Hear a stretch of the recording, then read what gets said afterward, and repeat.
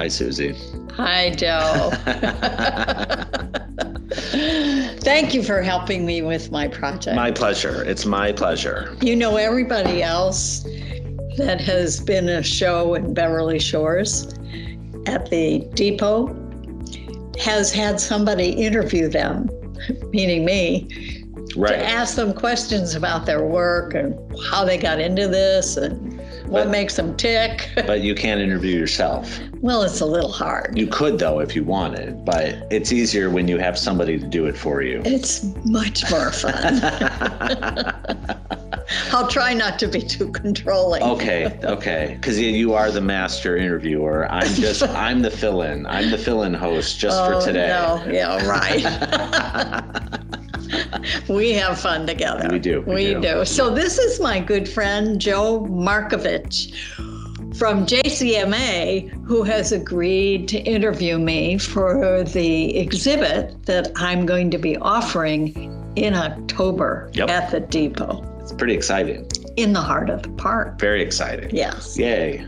That's cool. Very cool. Yeah, yes. So here I am, and I'm not working in my usual media, meaning most people think of me as a fiber artist, and I am.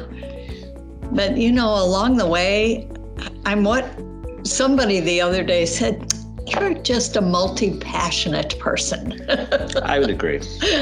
I have a lot of curiosity and a lot of interest. So what I'm doing now, have done all along, actually, not really, but I've always walked in nature, and I've always been out in the trees, and I've always wandered and got inspiration from things that are green in the summer and fall leaves and winter snow. And it helps when it's all around you too. Yes. That helps very much. And I live in a place where it is all around. It's all around you. So I have become quite fond of the Shirley Hines Land Trust, and they have a number of paths in Beverly Shores. And one day I was walking them, and I thought, you know, I could do some photography. I could take some pictures. So I started taking pictures and putting them on Facebook. Yep.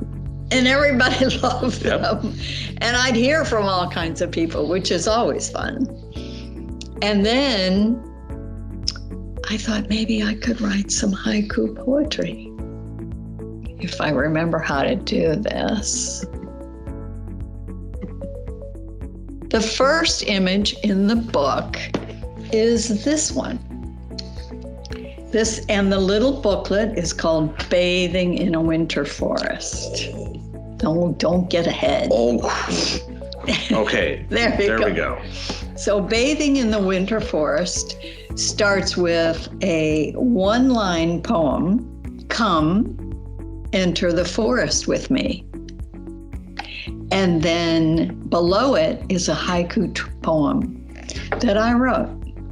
Let us forest bathe, off the beaten path, pausing, sensing surroundings. And then it moves to the second image, if you hang on just a second. We are called one step at a time.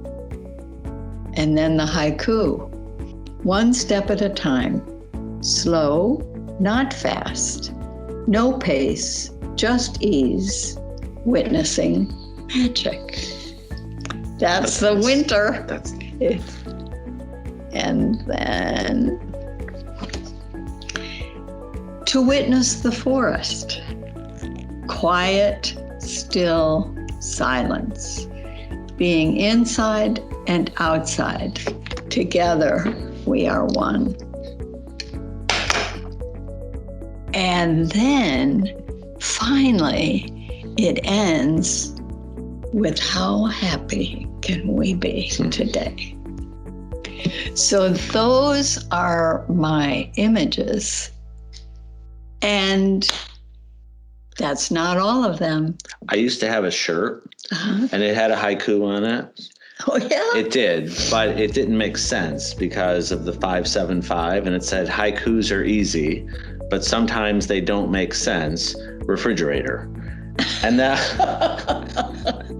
and that I had a shirt that said a haiku on it. But writing little haikus are fun, especially when it's like something that's just interesting or something that, Right. okay, I'm going to try and make this make sense. That's nice. And the haiku is a nice touch with the picture. It makes such a difference. It fits the picture as opposed to anyone can take a picture. And especially with, And a picture is worth 1,000 words. It is. And we have phones and everything else. We have phones and everything that can make very nice things, but putting some thought to it or putting something meaningful with it is very nice. And it adds to the experience of the photo. So here's how I think about it.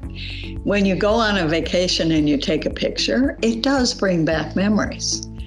And I went on a vacation. I think the vacation I went on that I did this was Greece. And when I came home, I decided to make a book to say thank you to all the people that went with us. So I did that. But for each image, I also did a series of haiku poems. Oh, neat. And Tim kept saying to me, why are you doing this? I just said, I don't know, it's possessed. And then when it was all finished and he read it, he remembered so much more because of the image and the haiku. And the words with it, and that jogs your memory too. Right. Nice. Oh, that's so cool. And I've had people who have decided to do a haiku every day of the year. Really? To preserve the year. So before they go to bed, the last thing they do is write a haiku about their day. It's kind of fun. That's fascinating. Yeah. That's fascinating to me. It's called a memoir in 17 syllables. Okay. Oh, that's fascinating. That's so neat. Mm-hmm. It is. Yeah. So did you come up with that? The number one, the doing the haiku to help remember something. Is it something that you were taught, or was it something that you learned, or? It's interesting how I learned this. My mother died very suddenly. And we were all gathered in Grand Rapids putting her memorial together. And my daughter said to me, the grandkids would like to participate in the memorial service. I said, great, what would you like to do? And she said to me, we'd like to write and read haiku poetry. I said, have at it, having no idea what haiku poetry was. And her grandchildren, there is something about a haiku poem that is so pithy that because you just choose words and because you're not worried about saying a sentence, you're just really choosing words that fit perfectly what you're thinking about. In this case, my mother. My children hit the nail on the head. The grandkids were amazing. Each one of them, they got up in twos and read these haiku poems that made everybody in the place weep because they fit my mother to a T.